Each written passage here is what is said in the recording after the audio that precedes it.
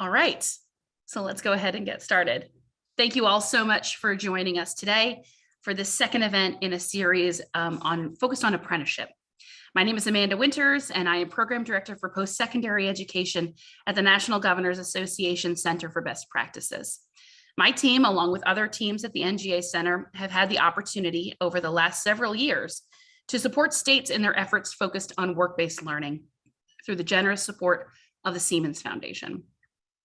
Apprenticeship specifically has been a part of our projects and technical assistance related to the continuum of work-based learning and the variety of workforce, education, and employer partners that have to come together to create these impactful systems to support the work. Registered apprenticeship certainly represents the pinnacle of work-based learning partnerships, as it requires full commitment from employers and an ongoing investment in individual workers and strategies to build lasting workforce pipelines.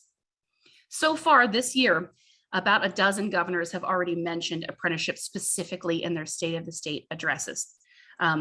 Certainly exciting and significant. It's no surprise to us, and I'm sure to many of you on the line, that this has emerged as a state priority around workforce development. So we've seen participation in registered apprenticeship more than double between 2009 and 2019. If this growth is going to continue, we're going to reach more modern industries with this proven pathway. We're going to need the critical support of community colleges. So the slide you see in front of you is a quick overview of the agenda for today's conversation. We'll walk through about an hour of national examples and conversations, and then state examples that highlight the role of community colleges in the development and success of registered apprenticeship programs. Next slide. So before we jump into the content, just want to tell you just a little bit about the National Governors Association and the role that we play. You will see from the very old picture that's on here, we've been around for a while. We were established in 1908 with President Theodore Roosevelt to create the National Governors Association to coordinate amongst the nation's governors around priority issues that deal with public policy and governance at state, national, and global levels. So the National Governors Association Center for Best Practices is the technical assistance and consultative arm of the National Governors Association. And we have the pleasure of getting to dive in with states on specific policy issue areas to help them to develop data-driven, evidence-based, and yet innovative policy approaches to the issues that are facing their specific states. And you'll see on here, we have a lot of different programs. The post-secondary education and the workforce development and economic policy teams that are bolded here on this list are the two policy teams that engage most directly with the issue of registered apprenticeship. But post-secondary education and workforce is woven in throughout a lot of these different policy areas you see here. So we are able to craft technical assistance and learning opportunities for states and help them, like we are doing today, to understand some of the nuances of the policies that they're putting forward and some of the key partners and strategies that can help them to realize their education and workforce goals. All right, next slide. And so, as a part of our portfolio of work on apprenticeship, we've been pleased to partner with the American Association for Community Colleges on the Expanding Community College Apprenticeship, or ECHA initiative. I want to congratulate them on their leadership of this work. As many of you know, ECHA grantees, community colleges, have served more than 15,000 participants in registered apprenticeship programs as of September of last year. And that's quite an accomplishment. We've been happy to be alongside them, supporting them in this project. We're thrilled that today's session zooms in on the critical role that community colleges play in establishing and scaling apprenticeship programs. I know that when our team was developing the apprenticeship playbook for governors at the end of the last year, state apprenticeship leaders consistently highlighted community colleges as one of the most crucial partners in their efforts. As a part of the session today, AACC will be able to showcase some of the outcomes from the ECHA initiative through a statewide lens. And this will be very helpful for those of you at the state level joining us today, So you can see some of the progress that's being made in new industries, serving apprentices from diverse backgrounds and more. I know we shared this in our last session, the first event in this series, but wanted to briefly reiterate that we do have multiple lines of effort here at NGA that are focused on apprenticeship and that have informed the playbook that we published in December of last year. This includes the American Apprenticeship Initiative, a DOL-funded project for which the NGA Center provided technical assistance to grantees, the Partnership to Advance Youth Apprenticeship, an effort for which NGA serves as a national partner along with many other national organizations. Additionally, NGA engaged with almost half of US states and territories through our Policy Academy on scaling work-based learning, which is a multi-year project that just concluded in its third and final stage. And of course, there's the ECHA initiative, which you'll hear more about from our partners and AACC here in a moment.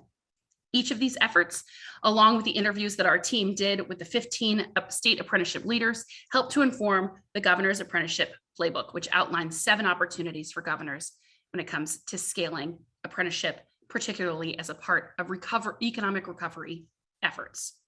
So it's now my pleasure, with all of that context setting, to turn the microphone over to our colleague at the American Association of Community Colleges. Adrian Summers is the Executive Director of Apprenticeships at AACC, where she leads the Expanding Community College Apprenticeships Initiative. Prior to AACC, Adrian was the Apprenticeship Director at Howard Community College and developed 9 occupations, which included IT, software development, biomedical engineering technician, construction management, HVACR, and electric. Adrian, thanks so much for being with us today. I'm pleased to turn the microphone over to you. Thank you, Amanda. I appreciate it. And thank you all today for joining us. I do have slide presentations. Perfect. Thank you. Next slide. Just wanted to introduce you to the ECA team for those that may not know. The AACC ECA team. Jen Worth is the Senior Vice President, Academics and Workforce Development. Myself, Letitia Ford, is our Project Monitoring Specialist of Apprenticeships. Rosie Gabriel is our Project Coordinator of Apprenticeships. And Ann Holke is our consultant who is still assisting me in many of the initiatives of part of the ECA team. Next slide. Just wanted to give you some updated numbers through December the 31st. That's the last official quarter. So these are validated numbers. According to this, it's 17,764 apprentices that we have served as part of this initiative. As of today, it is 18,478 apprentices. We've served 1,006 occupations and 823 active employers as of today. Next slide. So one of the tools that AACC has is the Virtual Apprenticeship Network Toolkit. We affectionately call this the VAN tool. It is located on our website, and I will shortly put this in the chat as far as the address. But this is an interactive web-based toolkit. It is a guide for designing, building, implementing, expanding, sustaining, and evaluating registered apprenticeship programming at community colleges. It's a terrific resource and promising practices with success stories from some of the ECA partners and external partners. And it also will showcase the ECA data and the DOL collection instrument outcomes. Next slide. So the Virtual Apprenticeship Network has 5 themes of successful practices, and you will see this honeycomb on the website.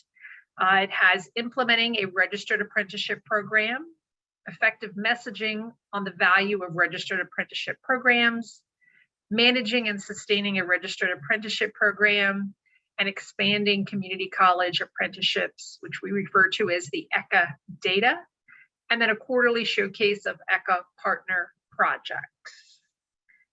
Next slide. So the home page, or the main page of the VAN, again, does have this honeycomb, and the 5 links, or the 5 honeycombs, you can actually click on each one of those to get to additional information that will serve as a tool and a resource. Next slide. So from the honeycomb, there was implementing a registered apprenticeship program. And once you click on the link, there are 6 additional links in this particular section.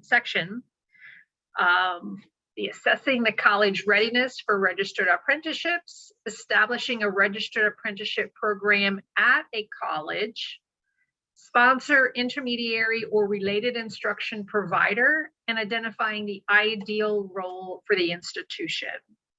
Calculating the return on investment for the college, identifying potential strategies in right-to-work states versus non-right-to-work states, and registering new registered apprenticeship standards programs in state apprenticeship agency states versus the Office of Apprenticeship states. Next slide. So again, under the link for the implementing a registered apprenticeship program, one of the additional links is the calculating the return on investment for the college. It's a terrific tool that you can use to plug in the information from your college. Just wanted to showcase that and highlight that for you as you are working on apprenticeship at your individual colleges. Next slide. Again, another honeycomb is managing and sustaining a registered apprenticeship program. And again, in this particular section, you'll find the increasing diversity and inclusion through registered apprenticeship programs at community colleges, applying management systems to effectively manage a successful registered apprenticeship program, apprenticeship data and tracking requirement insights, braiding funding for long-term success insights, and assessing and evaluating successful registered apprenticeship program insights. And we all know that there is forecast of substantial dollars that will also include apprenticeship. So the braiding funding for long-term success insights is something to truly explore to make sure that you're in compliance of all your grant funding. Next slide. One section of the managing and sustaining a registered apprenticeship program is the increasing diversity and inclusion through registered apprenticeship programs at community colleges. Again, another link that does provide additional information for you to review and to assist you with focusing on opportunities for the diversity. Next slide.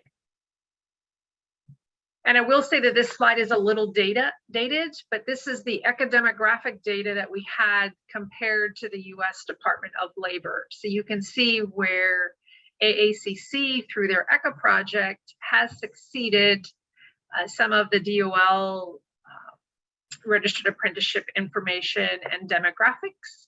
And there's other areas that were not quite where we need to be, or that we're still behind the DOL data. But I wanted just to showcase this to show you that this project was very valuable. It is a cooperative agreement with DOL. So it was an opportunity for us to really show the information through all of the community colleges that we're working with. And currently we are working with 106 community colleges. It is through 58 individual colleges, 8 college consortiums.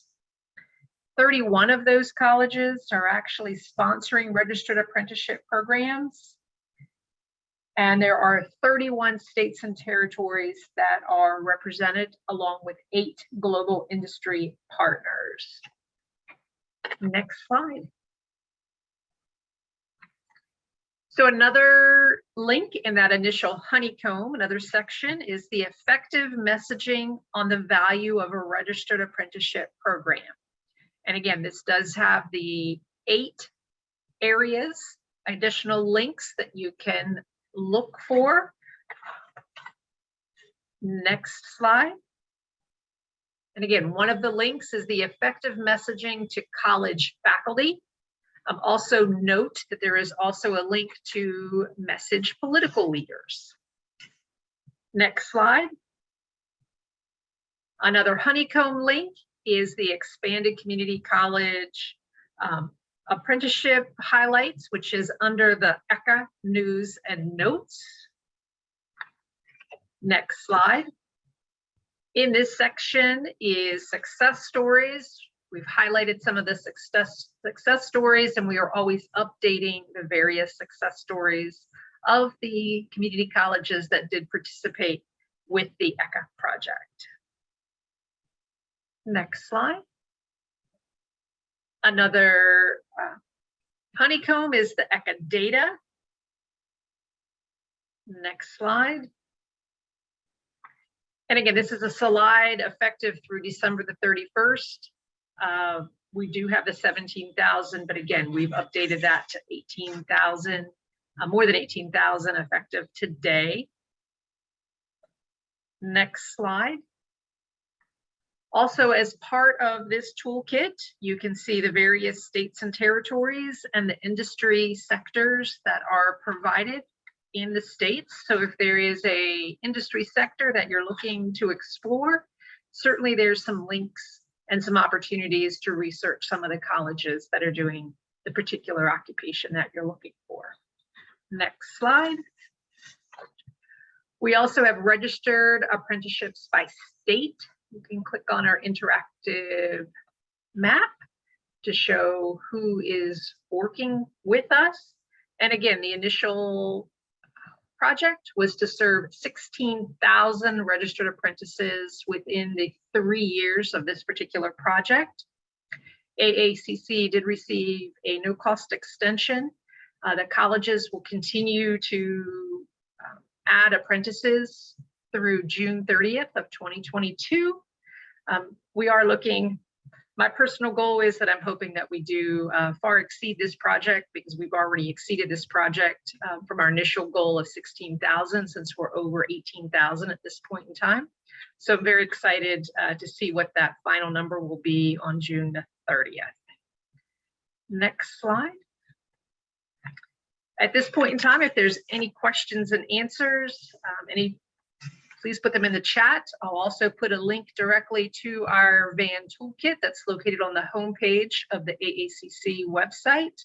And certainly if you have questions, the next slide will have my contact information. I'll also put my contact information in the chat, but feel free to reach out to me for additional information.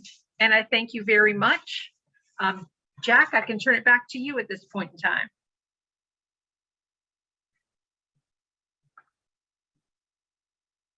Perfect. Thank you so much, Adrian. Thank you. And hello, everyone. Yes, absolutely. We can go ahead and go to the next slide, please. Perfect. Okay. Well, hello, everyone. My name is Jack Porter, and I'm a senior policy analyst on the NGA's post-secondary education team.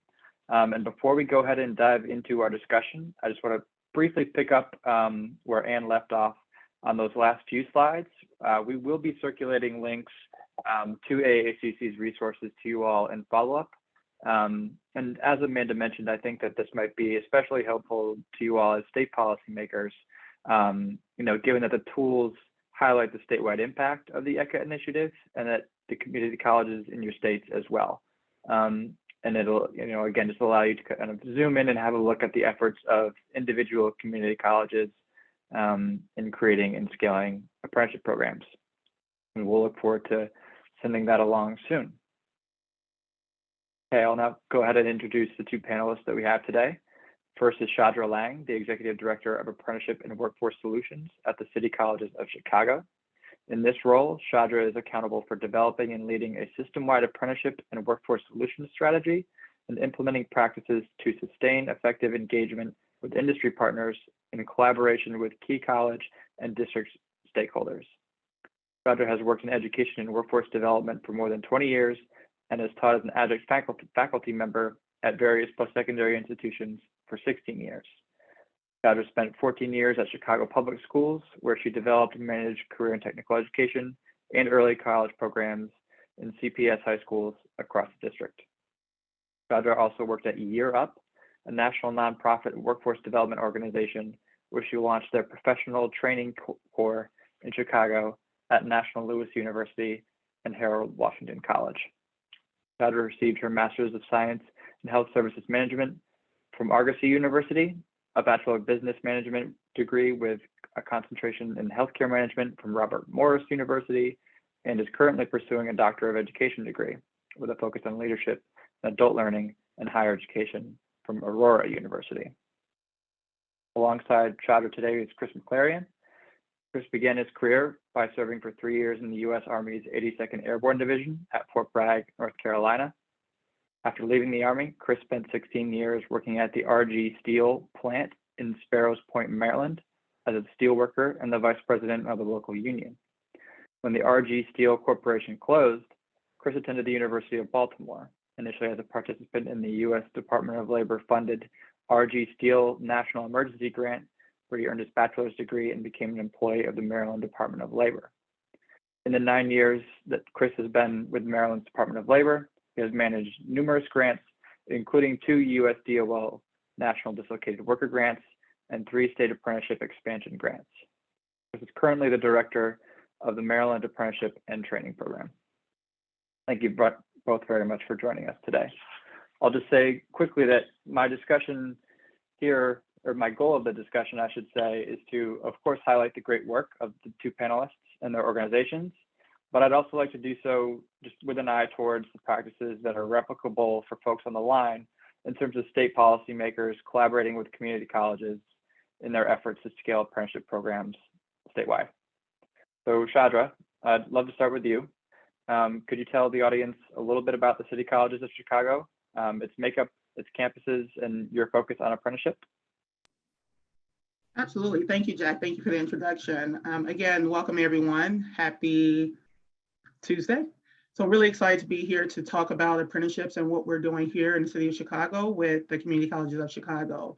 So with CCC, we're the largest higher education institution within the city of Chicago, serving close to 70,000 students across 7 campuses. With the 70,000 students that we currently have enrolled, roughly 60% are enrolled in our credit programs, and close to 40% are enrolled in our adult education and continuing ed non-credit-based programs. Our average student population, but it will vary by campus, but when I think district-wide, is about 24 years of age. So when you think about that non-traditional adult learner, that's a bulk of our students that we serve at the city colleges. We have 7 campuses. And within our 7 campuses, they're strategically located across the city of Chicago to represent the different communities that we serve. And each has a sector focus, which is known as the Centers of Excellence. So across the 7 campuses, we have a campus, Daly College, which is located a little west of the city. And the focus there is engineering and advanced manufacturing. We have Olive Harvey College, which is located a little southeast side of Chicago, which has a focus on transportation, distribution, and logistics. I can't talk today. We also have Harold Washington College, which is located in the Loop area, the downtown area of Chicago, which has a focus on business and professional services. Wright College, which is located on the north side of Chicago, which has a focus on information technology. We have Kennedy King College, which is located in the heart of our Southside community, and it has a focus on culinary and construction technology.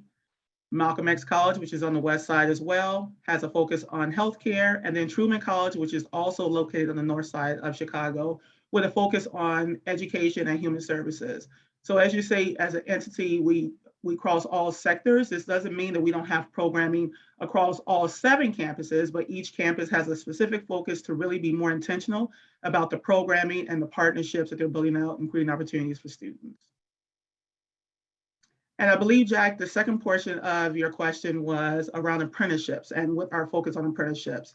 So I have the pleasure of sitting in our district office, but I've worked at 2 of our main campuses, including a satellite campus, before joining the district team.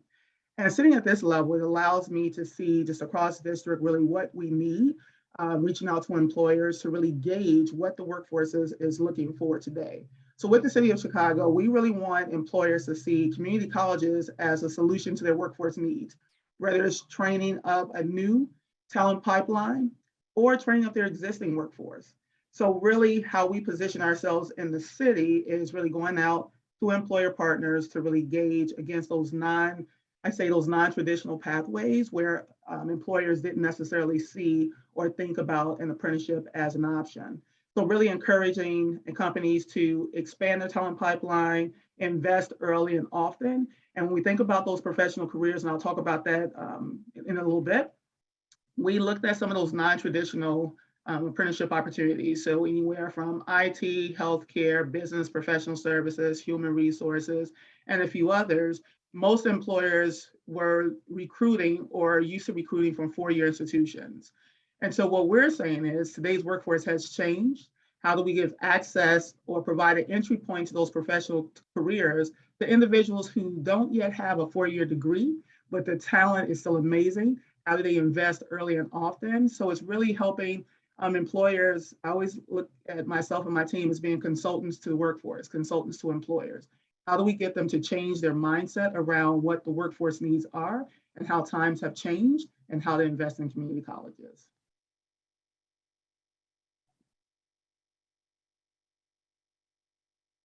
Awesome. Thank you, Shadra. And before I turn to Chris, I do just kind of want to pick up on that and mention that, if I were to log on and browse through the resources that Adrian just laid out for us, I'd see that, through the ECHA initiative, the City Colleges of Chicago served more women who are apprentices than men. And I think everyone on the line knows today, very well that that's not the norm at the national level, to say the least. And so I'm hoping that you might be able to offer some advice to your peers on the line who are thinking through the best strategies, as they grow their programs for reaching and serving, individuals who have been historically underrepresented in the apprenticeship system. Oh, absolutely. And when we think about, we have more women who are represented in our apprenticeship programs and models, it really tells a story about City Colleges as a whole. So our total enrollment, we have we have roughly about 59% of our population are women and 41% male. So it's kind of reflective of our demographics. But our outreach approach to really try to get underrepresented groups into specific areas, especially when you talk about some of those non-traditional sectors, we do very targeted outreach campaigns to try to get more women in trades, try to get more of our young men into human resources and business and professional services type of apprenticeship opportunities. So it's really about that marketing campaign. And again, we'll share some of the best practices, but we're always trying to be creative in our approach and how we educate and give people more access to the opportunities. So we do a series of district-wide information sessions around apprenticeships and work-based learning opportunities. And those are drop-in sessions, and sometimes we highlight specific industries. So having our students join those sessions to really learn about what these opportunities are, how they can see themselves in those roles, but also trying to have facilitators that reflect the demographics that we're really trying to encourage to participate in those apprenticeship opportunities. Awesome, thank you. Chris, I want to bring you in now, and maybe you tell the folks on the line a little bit about your work at the Maryland Department of Labor, your collaboration with community colleges, and maybe any reaction to the points that Shadra laid out. Sure. I will say that in Maryland, we are a state apprenticeship agency, and I have the good fortune of being the director of the apprenticeship training program for the whole state, which means essentially on behalf of the U.S. Department of Labor, we register, monitor, and provide technical assistance to apprenticeship sponsors all across the state in every aspect of their program. And as of today, we have just a hair over 11,000 apprentices registered across the state. We have about 181 active apprenticeship programs, and a couple thousand different employers that are participating in a wide variety of industries. That 11,000 is the highest number of apprentices we've had to start a program year in history. So we're very excited about that. Now, Jack, did you want me to answer the exact same questions that you just posed to Shadra and go that way? Because I didn't quite catch what you said there. No, sorry. Just any kind of reaction to the points you made about reaching groups who have been historically underrepresented in the apprenticeship system, maybe how some of the points Shadra made rhyme with some of the efforts you all have at the Maryland Department of Labor, and anything else you feel like kind of weighing in with. Sure. Well, I'll start by saying she's exactly right. There's nothing to disagree with, only to add information to. I pulled up some data in preparation for this, and in Maryland, we have 5 community colleges spread across the state. We have 16 total, but 5 that are participating in registered apprenticeship as a sponsor of their own program. Why that's important is because I pulled out all of their apprentice data. And I think it goes exactly along with what Chandra was just saying. We have 203 apprentices that have been registered with the community college apprenticeship programs across the state, of which 40% are female and 65% come from minority populations. One of the great aspects of the community college system, as she indicated, was it's built to enhance both diversity in terms of people that participate, but also occupational diversity and geographic diversity. And she laid out quite well how the college is situated in the greater Chicago area. We find that's very similar in the state of Maryland. Our community colleges that are formally participating in apprenticeship programs, we have Anne Arundel Community College, which is in the central part of the state, along with the city, Baltimore City Community College, the Community College of Baltimore County, which gives you the city and county of Baltimore, Frederick Community College, Howard Community College, and then UMBC training centers. So it gives us great geographic diversity as well. And I would say that as you see more and more of these occupations come online and they're embracing that work and learn model that goes hand in hand with what apprenticeships have done for decades and decades, you're going to see just continuing diversity as more and more employers come on board as well.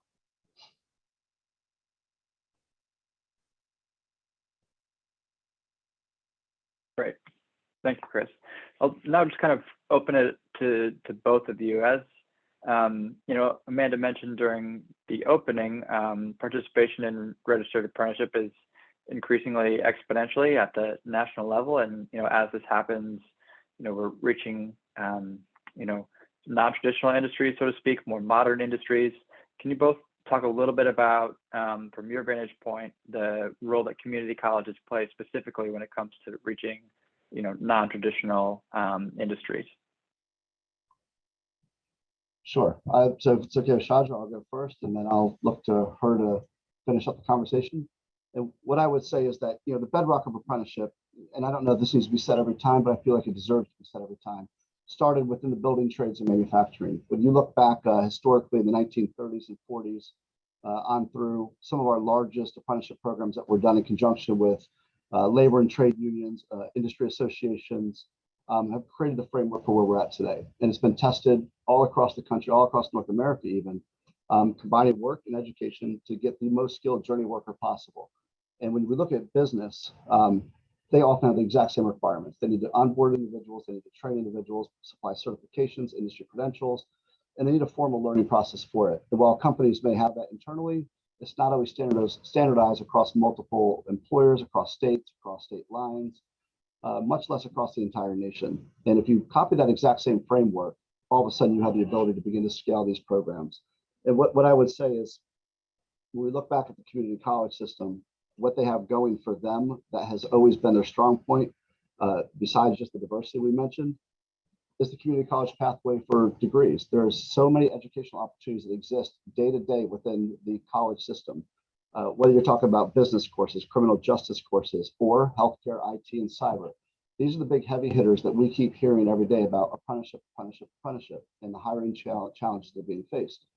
When you combine that with some of the other talking points that we hear on the mainstream media every day, college debt, that has been quite the conversational piece. What better opportunity do we have than to segue what colleges do best, provide education, with what businesses do best, hire and pay their individuals and train them. If we can bring those components together, we'll see massive increases across multiple industries, but we'll also help solve employment issues, training issues, and maybe a side effect of this that we might not have planned on in the beginning was tackling student debt. And when we break out Maryland's programs, the community college has been longtime partners with our building trade industry in terms of providing space for related instruction, providing articulation for those that graduate. But now we're beginning to see college degree pathways come out where students go in as an apprentice, they're working the entire 3 years of their apprenticeship, and they're graduating with an associate's degree. We're also seeing more and more healthcare occupations come in where men and women have the opportunity to enter into maybe a CNA level and rise up through LPN or patient care technician. We're seeing more and more IT and cyber occupations come on. And I think Chandra also mentioned some manufacturing where we have advanced manufacturing coming in. These are areas that are ripe for the development of apprenticeship programs, but it also doesn't involve the college coming out of their traditional lane other than to add what's essentially a little bit of paperwork, bringing on employers, onboarding them, and instructing them on how apprenticeship works, and then maintaining and monitoring some on-the-job training. But if we're able to bring those two entities together in this kind of a pathway, we'll continue to add occupations, but also add more and more job seekers that will fill that need as well. Thank you, Chris. Actually, I couldn't say it, any better. Chris really touched on all the points that I would have shared. But in addition to what Chris mentioned, I want to add on, Chris mentioned about the low cost, the stackable credentials. So when I think about community colleges and how we really serve in this space is our flexibility. This is what we do. So when we think about those short-term pathways, we like to say at City Colleges, there's not a one-size-fits-all model. Every employer, when we meet the employer, we try to customize that experience. It's not just an off-the-shelf program in some cases, but we've worked with our employer partners to really create an experience that's going to be beneficial for our apprentices, but also to meet the employer needs. But our approach is also, how do we create access and opportunities for all? So when we talk about the stackable credentials, anything from our short-term certificates to our degree pathways, you have something that incentivizes not only our apprentices and when you talk about those underrepresented groups, when you say it's a 2-year opportunity, 2-year program, sometimes that can discourage someone who has to, if they have to pay bills and just live life. I always say we forget about the outside influences. We talk about the on-the-job training, we talk about the education, but it's the outside influences, the barriers, the challenges that our students face that create problems with students completing.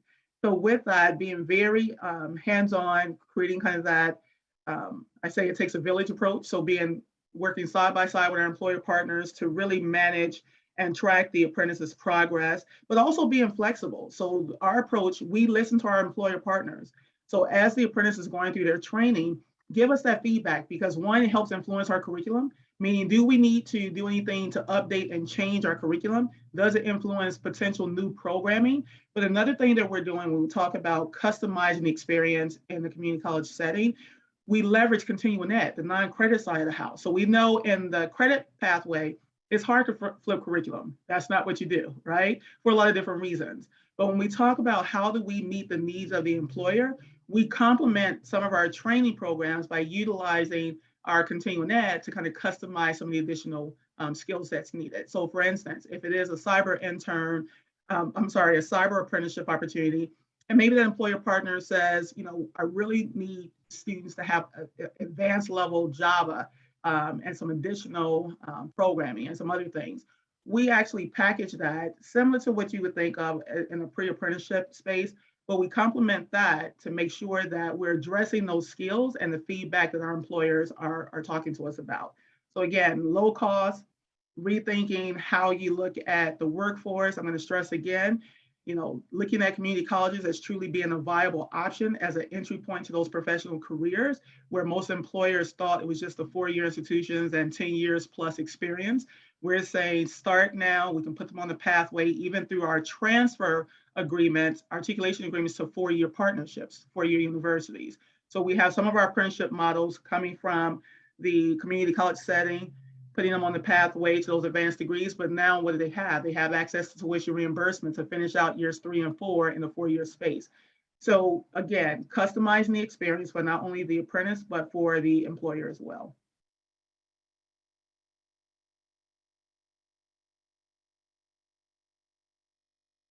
Awesome. Thank you both. I want to pick up on something, Chandra, you just mentioned, and invite either of you to weigh in here. How you all kind of, put any efforts on, to your point, Chandra, retention and completion, and then that way success for apprentices. Is there anything specific that you all offer for during the experience of an apprentice that's specific to, the supports that a community college could provide that could be scaled statewide? So I want to make sure I heard your question correct, Jack. Are you asking what do we do to kind of help our apprentice kind of complete the training? So from a retention standpoint, was that the question? Yeah, you kind of mentioned just kind of like life circumstances, sometimes getting in the way, and some support that you can provide, like tuition reimbursement. Are there other kinds of supports that you provide to the apprentices that are enrolled at the community college that could be that we should put on the radar of state policymakers that are specific to the experiences of an apprentice? Oh, absolutely. So most times when we think about an apprenticeship, and I think about the partnerships that we have, Most employers, they want to offer tuition assistance.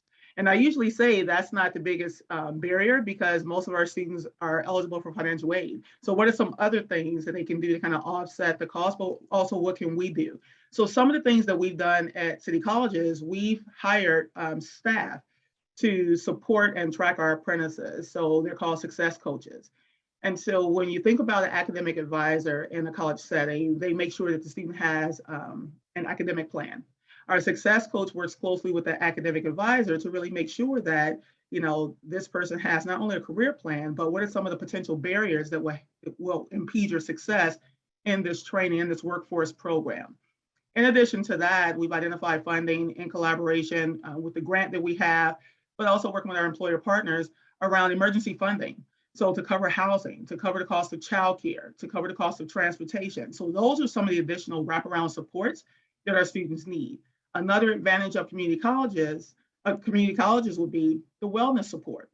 So not only do we think about the training, the equipment, technology, and those things, but there's also that wellness support that our students need. So we invest in that space as well. So having a success coach really kind of track and be in touch with our apprentices, it helps identify some of those potential barriers. So what are they doing in the workplace?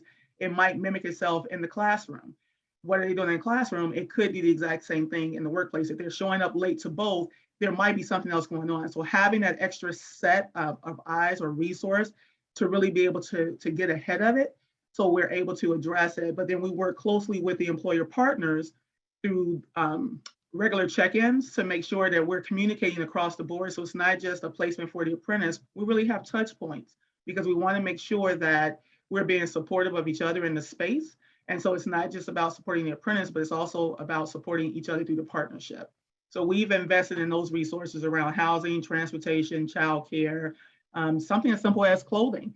You know, having clothing clauses. I mentioned about the professional sector. So we're placing apprentices in environments and corporate environments that they've never been in. Do they have the clothing? So these are things that you don't necessarily think about that could discourage our underrepresented groups from participating in these type of apprenticeship programs. Yep. So I would, as Chandra started off last time, I would agree with everything she said. But you know what I will say is that grant money right now is plentiful in terms of scaling apprenticeship, and it is across every sector of this country, and it's phenomenal that this is happening. I do believe it's imperative that as we grow the community college system in terms of being sponsors of their own programs, that we help them institutionalize apprenticeship within their facilities so that this isn't just a grant program that supplies these much needed supports, everything that she mentioned, transportation assistance, daycare assistance, clothing, material support. We have policies in Maryland that we've written all around supportive services, which includes everything from helping to pay fees and dues that might be associated with joining the union-based program to classes or other things in the association. Tablets, making sure that apprentices that need tablets or computers, different kind of material for their coursework that gives them access to curriculum or even language support, making sure that's available. Making sure, as she mentioned, tuition assistance. There's going to be plenty of apprentices as we broaden this across the country that are not eligible for tuition assistance. So how do we assist the employer with leveraging funds? In Maryland, we have a Maryland Business Works program that Governor Hogan dedicated a certain amount of money to every year that allows for us to match a dollar for dollar match up to $4,500 per apprentice, up to $40,000 per year per business to offset things like tuition for related instruction. How do we leverage all those things together so that employers will onboard more apprentices that otherwise, as Chandra mentioned, might not get this opportunity? And making sure that we're institutionalizing that on the state end and not just on the college end. And that success coach that she mentioned, I think that absolutely must be part of institutionalizing the program. And when you look at the large apprenticeship programs that have done this for decades and decades, they have apprenticeship directors. They have staff on board that does exactly what she said. They track the on-the-job training. They track if you're going to class. They step in to ask, hey, we noticed you're missing a test. What's going on? And if we can make that part of this college apprenticeship system, where these grants come to an end in 2 years, 3 years, 4 years, 5 years, 10 years, this system will continue to flow because employer engagement is going to be funding it and ensuring its success. So I think those are all things that have to be mentioned, have to be stressed, because that's going to be the continuity of what we're doing today. If I could just add back to what Chris just mentioned, the wonderful thing about the partnership we've had with AACC and utilizing this ECHA grant, to Chris's point, once the grant funding is no longer there, right now there's a ton of funding available to support the scaling of apprenticeships, but how do we make sure that colleges are set up to continue to grow apprenticeships when grants are no longer available? So do they have the right infrastructure? So it's not just about, there's a business need, and that's what we struggle with sometimes. There's a business need, but do we have enough students to feed into the pipeline to meet the business need? Do we have college faculty and staff who can handle the demand of the apprenticeship and the training, and what does that look like? So again, making sure that our colleges are set up for success to truly grow out and scale up apprenticeships. We also offer, to Chris's point, we promote our Future Ready program. So for the City Colleges of Chicago, we have free programming. So that's what we're really promoting to our employer partners. As Chris mentioned, if they're not able to cover the cost of tuition, there's some other things, other incentives that they can provide. Well, how can we offset the cost as well? So we're looking for the opportunities to connect our students to these apprenticeship opportunities, the on-the-job training, but how can they leverage some of the free programming that we have? But definitely making sure that there's a solid infrastructure. And sometimes that is a struggle, especially with a system our size. So how do we leverage the grant funding to create some best practices, a toolkit and a model with the goal of the colleges really taking it and being able to move forward? Perfect. Thank you both. And before we open it up to Q&A to the audience, just want to turn to you quickly, Chris. I know that when we chatted to inform the governor's apprenticeship playbook, one thing that you kind of mentioned was the difference that it's made having Governor Hogan being a strong supporter of apprenticeship and the role that that's played in helping grow programs statewide. So I'm hoping we could just kind of resurface that and the governor's engagement. I know that he has been engaged when you all reached the milestone of 10,000 apprentices in Maryland, but we just wanted to turn the line over to you to talk a little bit about that impact. Sure. Everything that Chandra and I just said was literally about building a foundation and a base for this to continue past grant support. And I believe that anything that we do starts with the foundation, making sure that it's stable, that it's broad, that it's got the ability to support the work we're doing well past, all of our tenure with an apprenticeship. With that being said, I don't think you get to the foundation without having top-down leadership, dedication, passion, and the drive that goes with it. And I don't say it lightly when I bring this to the table, is the fact that when I tried to make a short list of things that we've had from the top down in Maryland, since I've been here in 2016, Governor Hogan's issued a proclamation every single year for National Apprenticeship Week. When we looked at the records going back to our State Apprenticeship Council, he's the first governor to come to a council meeting, meet with the council, as you mentioned, when we hit the 10,000 apprentice mark. That was definitely something I think not only uplifts the council, but the apprenticeship system, but all those employers and sponsors in the room that see the governor showing up to talk about apprenticeship and what a milestone we've hit. Our governor has attended graduations of apprentices where he talks to the apprentices and their employers. He had a graduation that was impacted by COVID last year, or would have a second one. Our budget for apprenticeship within the state has increased, not just for things like tax credits, but also for staff. We went from a unit of about 3 individuals to 15 people spread out across the state of Maryland supporting apprenticeship. When the governor's doing road trips, there's been site visits where he stops at work sites and sponsors locations to talk about apprenticeship, to see what they're doing within the facility. And then last, is things like videos. When we did our National Apprenticeship Week outreach last year, we had a video not just from the governor, but the First Lady, who's of Korean heritage, also made a video for National Apprenticeship Week for us and did it in her home language of Korean. So that we had multiple language videos out there talking about not just National Apprenticeship Week and the importance of apprenticeship, but really showing the diversity that apprenticeship has with it, and airing that in multiple language was incredibly important. And just across the system, when you have that going on, it breeds more conversation. But I will tell you, I remember when apprenticeship was getting this really big push in 2017, we did have one of our council members say to us, I'll really believe that this is being driven top down when I hear the governor say registered apprenticeship live. And I remember watching an interview with him when he quoted our numbers and percentages and what we were doing, and then dropped out registered apprenticeship in that regular news conference, creating that platform that we and the college, the system, it's one broad system of equal weight. So it's been tremendously important. And again, couldn't say enough about where it's gotten us to in terms of our growth. Awesome. Thank you so much to you both. Now we're going to go ahead and turn to the Q&A box. We've got one from an anonymous attendee who says that their state has a significant number of individuals involved in adult literacy programming who might benefit from entering into apprenticeship, but could require some sort of bridge programming that would involve some contextual remediation. And so any advice for this person who submitted the question and bringing folks from that background into the apprenticeship system? Oh, absolutely. I'm happy. I'm excited to take this question. Being a former dean of adult education at one of our campuses, sitting in this role, I'm looking at ways to continue to bridge the gap. So to your point, what we're doing now, not only are we creating our bridge programming to give access and opportunities, and some of it is just through work-based learning, but incentivizing our adult ed students into completing and going over into our credit program. So a few things that we're working on, we're looking at how do we create more bridge programs? How do we be more intentional with gaining access to work-based learning opportunities and talking to employers about providing opportunities for our adult ed students. So we're in the process of doing that now, but we do have some bridge opportunities where employers are engaged, and it's more about the mentoring, the job shadowing, and getting access, which creates more of that incentive for our students to complete, but then also looking at other ways that we can be creative in the space. So as we get additional feedback on sectors, we're very intentional. I have a working group that includes a district director of bridge programs from adult education that's a part of our team as we continue to build this out in the workforce space.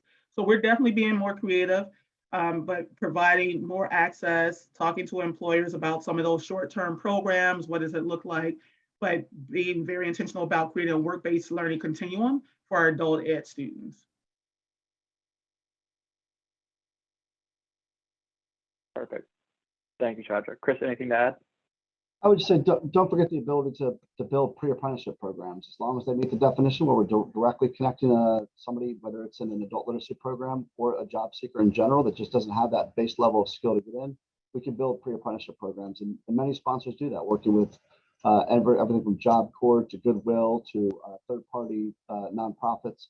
Very important aspect of apprenticeship. And then second, at the state level, make sure when you're approving as an Office of Apprenticeship State or a state apprenticeship agency level, make sure the programs that we're developing don't put artificial barriers up in front of the apprentice to get in.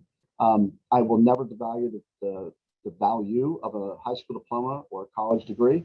However, is it needed for every single occupation as your starting point? Apprenticeships are base level starting points to build a career, learn the skills, get the education. So whether you're going to be a painter or drywaller, or whether you're going to be IT and cyber, let's make sure that we're not developing programs that put it out of reach for people to start at the base level of programming.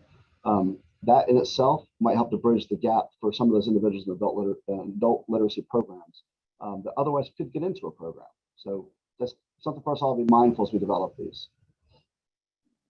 Absolutely. Great. Our next question from the chat box is about barriers to scale and your attempts to overcome those barriers, and wondering more specifically if there's a role for state government to play in this challenge. There absolutely is a role for state government when it comes to this challenge. And I think Shaj and I both just mentioned a little while ago, talking about when grants come to an end, how you built and stabilized this. One of the biggest barriers to scaling in terms of the community college system has been, this is not what they normally do. Whether you're talking credit education or non-credit education, it's not necessarily developing a full-blown apprenticeship program and managing all the aspects that go with it. And that's everything from collecting an apprenticeship agreement, monitoring for completion, canceling an apprenticeship, something go wrong and they don't complete their apprenticeship program. It might be giving employers technical assistance on how to do outreach, how to make sure that they're following their EO plan, to make sure that they're putting everything out that needs to go with it. So when I look at it, it's really going to come back down to working with the college system to make sure that they've anchored this in. And I'll use Howard Community College as an example. They have a director of apprenticeship program, and his job right now is to do everything, as Adrian mentioned, that her old role was everything to do with the apprenticeship program, monitor the occupations, developing them. And that is a core function of what he does every single day he goes to work. And as that becomes part of their system, scaling becomes much, much easier. And as you can imagine, if 10% of your job is apprenticeship and 90% is running classes and other programs, apprenticeship is going to get 10% of your time. And 10% of your time is 10% of your results. So you really need 90 to 100% dedicated staff to help grow this, maintain it, learn the intricacies of it. And that's how we're going to overcome some of those barriers to scaling, in my opinion. I agree with Chris. So the biggest barrier to scale, and again, we face a system as large as city colleges, again, 7 campuses, 70,000 students. When we think about going to scale, it's the infrastructure. So really having the bandwidth and capacity within our colleges to support apprenticeships. Not only does it take a lot of time on the front end to build out a quality apprenticeship program in collaboration with our employer partners, but also to monitor or track the apprentice as they go through the apprenticeship journey. Some of the things that we think about going to scale is this really has to become part of the campus culture. How do we get campus leadership to start thinking about or talking about workforce metrics? So, coming from the campuses, and I always put on my campus lens, being a dean in that space, we talk about enrollment, retention, completion. We're always talking about enrollment numbers, but really having campus leadership to think about workforce. How do you know what's happening around workforce? Do you know what your workforce numbers are, the impact it has on your overall programming? So once it becomes a part of that campus culture, I think that's the struggle to scale, because right now you might have 1 or 2 people in the campus who's responsible for the apprenticeship component. And so to go to scale, to grow those numbers out, we're going to need more, but it has to come from the top down to be supportive in that space. But in addition to that, when I talk about kind of the infrastructure, what it looks like to move apprentices forward, another challenge might be, and some other campuses, some of you who are participating right now, your challenge might be, do we have the student pipeline to fill these needs? So how do we continue to train up students to meet these, to meet the employer needs? So the barriers to scale that we're facing right now is really around the infrastructure to support, to continue to grow this out. And again, once the grant funding is out, this really needs to be a part of the campus environment. And so one of the tips, and I know we're not there yet, is you really have to educate all stakeholders in this apprenticeship world. So it's not just external facing with coaching, developing, and talking to the employers about what it means to coach and develop an apprentice versus someone who's very seasoned in the space, but also developing faculty, staff, campus leadership to really help them understand what apprenticeships are, because sometimes you have to dispel the myth about what apprenticeships are, and they still kind of associate it with, I always say, that vocational training, and that's like a bad word to me, right? But sometimes that's how a lot of faculty and staff think about apprenticeship. So it's hard for them to really support in certain spaces in the academic space. So how do we begin to educate all stakeholders to really support, from the classroom to the wraparound supports to leadership to district and to the employer space? Perfect. Thank you both so much.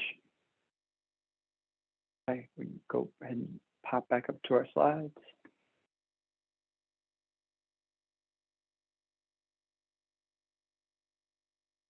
All right.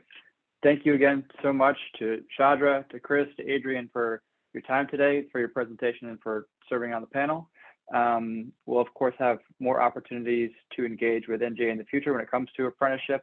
We look forward to supporting you all in your states as you continue to work on these programs. And again, we'll be sure to follow up with the resources that Adrian with AACC showcased in the first half of today's session, which again have those kind of statewide impact numbers on from the ECHA initiative. So thank you again for your time, and we will see you soon.